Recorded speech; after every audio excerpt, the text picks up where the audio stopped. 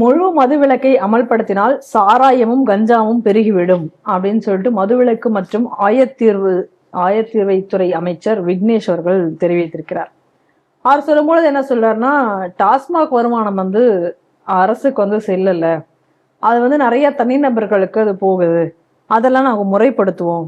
10 ரூபா பாட்டிலுக்கு 10 ரூபா எக்ஸ்ட்ரா வசூலிக்கிறது அப்படிங்கிறது உண்மைதான். அதை வச்சுதான் டாஸ்மாக் அந்த கடைகள் உள்ள நிர்வாக செலவுகளை அந்த ஊழியர்கள் பார்த்துக்கிட்டு பராமரிச்சு அதை வச்சுதான் பராமரிக்கிறாங்க. அதெல்லாம் இன்னும் சில நாட்கள்ல நாங்க முறைப்படுத்தப்படும். ஏன்னா உடனே அதெல்லாம் நாங்களால செய்ய முடியாது, முறைப்படுத்தப்படும். அதே நேரத்துல மொத்தமா எல்லா கடையும் மூடுறது அப்படிங்கிறது சாத்தியம் இல்லை. அதனால டாஸ்மாக் கடைகளை எல்லாத்தையும் முறைப்படுத்தி அரசுக்கு வருமானத்தை ஈட்டுவதற்கான முயற்சிகளை நாங்க செய்வோம். அதெல்லாம் எல்லாமே இன்னும் கொஞ்ச நாள்ல சரியாகும் அப்படின்னு ஒரு அறிக்கை கொடுத்திருக்கிறார். முதல்ல இந்த பாட்டிலுக்கு 10 ரூபான்னு பாடுனது யாரு? விஜய் தான். விஜய் தானே பாடுனது. இப்ப அந்த பாட்டிலுக்கு 10 ரூபா வாங்குறது நியாயம்னு சொல்லி இருக்கிறது இவருக்குள்ள அமைச்சகம் தானே. ஆமா ஆமா. இப்ப இந்த விசிலடிச்சா குஞ்சு எல்லாம் இப்ப போய் பார்க்கணும். ஏன் அன்னைக்கு இந்த பாட்டிலுக்கு 10 ரூபான்னு நீங்களும் சேர்ந்தானே அந்த விஜயோட சேர்ந்து பாடினிய, இந்த 10 ரூபா வாங்குறது நியாயம்னு இப்ப உங்க தலைவர் சொல்லி இருக்காரு. இப்ப எலெக்ஷன் பிரச்சாரத்துல ஒண்ணு இப்போ ஒண்ணா. அடுத்தது என்ன அப்படின்னு சொன்னா சாத்தியம் இல்லை. ஏன் சாத்தியம் இல்லைன்னா கள்ளச்சாராயமும் கஞ்சாவும் கூடி போயிடும். அப்ப இதெல்லாம் தடுப்பதற்கு உங்க அரசுக்கு வக்கு இல்லைன்னு ஓப்பனா சொல்லிட்டு போங்க. கருணாநிதி இன்னைக்கு சாராய கடையை வரும்போது என்ன சொன்னார் அப்படின்னா, இந்த பாரு பக்கத்துல பாண்டிச்சேரியில, இந்த பக்கம் கேரளால, இந்த பக்கம் ஆந்திரால, இங்கெல்லாம் இந்த சாராயம் எல்லாம் வித்துக்கிட்டு இருக்காங்க. தமிழ்நாட்டில் மட்டும் இல்லை, சுத்தி தீ எரிந்து கொண்டிருக்கிறது. தமிழகம் கற்பூரமாக இருந்து கொண்டிருக்கிறது. இது எப்படி வேண்டும் என்றாலும் பத்தும். அதனால என்ன பண்ணலாம், இப்ப தண்ணியை விட்டுல பார்டர் அணைச்சிருக்கணும். அந்த தீ அங்க இருந்து எடுத்துட்டு வந்து நான் இங்க பத்த வைக்கிறேன்னு கருணாநிதி பத்த வச்சு விட்டார் மொத்தத்துக்கும். அப்ப என்ன சொன்னாரு, நான் தற்காலிகமாக மது விலக்குகிறேன் அப்படின்னாரு. அவரு நிரந்தரமாக போய்விட்டார். இதுவும் நிரந்தரமா இருந்துருச்சு. இப்ப அவர் தற்காலிகம்னு சொன்னவரும் இல்லை, தற்காலிகமா அந்த எந்த நேரத்திலையும் இந்த குடி விலகவும் இல்லை. அந்த அளவுக்கு இங்க குடி பெருகி போச்சு. இப்ப கருணாநிதியோட அதே விஷயம் தானே இப்ப இங்கேயும் நடந்திருக்கு. அந்த ஸ்டேட்மெண்ட்டை பாருங்க, சுத்தி எல்லா மாநிலத்திலும் நடக்கிறது. அங்க இருந்து இங்க கொண்டு வித்துடுறான்.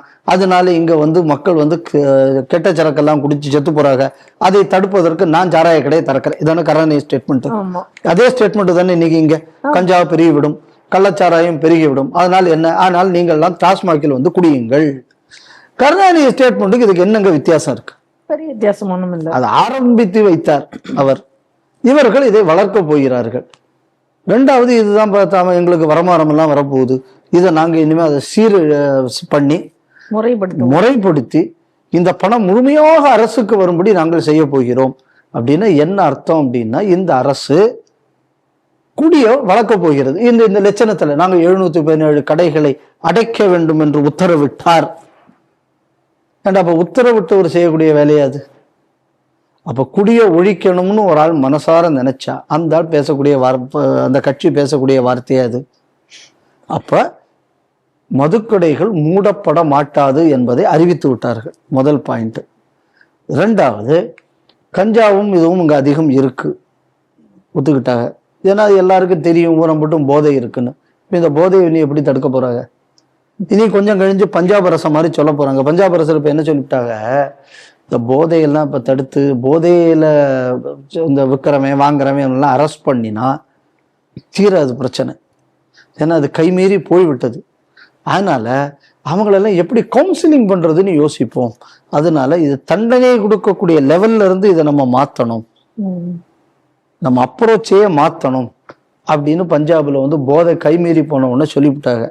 இனி பேர் அது நடக்கவோ போகுது, அதுவும் நடக்க போறது இல்லை, அது ஒழிய போகுது. இப்ப அதே மாதிரி தமிழ்நாட்டையும் நாங்கள் ஒழித்து விடுவோம் அப்படிங்கக்கூடியதுதான் இந்த செய்தி. அதனால நான் ஏற்கனவே முன்னாடி சொன்ன மாதிரி என்னெல்லாம் விஷயங்கள் திமுக செய்ததோ அது அவ்வளவும் இவங்க செய்ய போகிறார்கள்.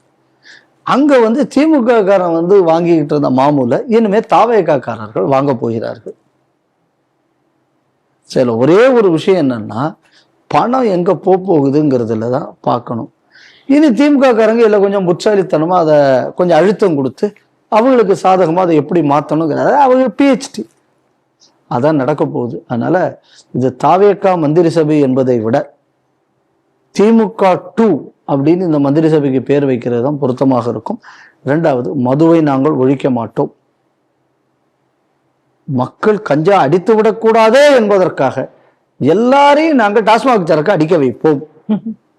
அதனால எங்கள் ஆட்சியில் பாதுகாப்பாக பயனுள்ளதாக குடி வளரும், பெருகும், இதுவே எங்கள் கொள்கை. இதை இன்னைக்கு தாவேக அமைச்சர் சொல்லி இருக்கிறார். அதனால நான் முன்னாடி சொன்ன மாதிரி அது வெர்ஷன் 1, இது வெர்ஷன் 2, அவ்வளவுதான்.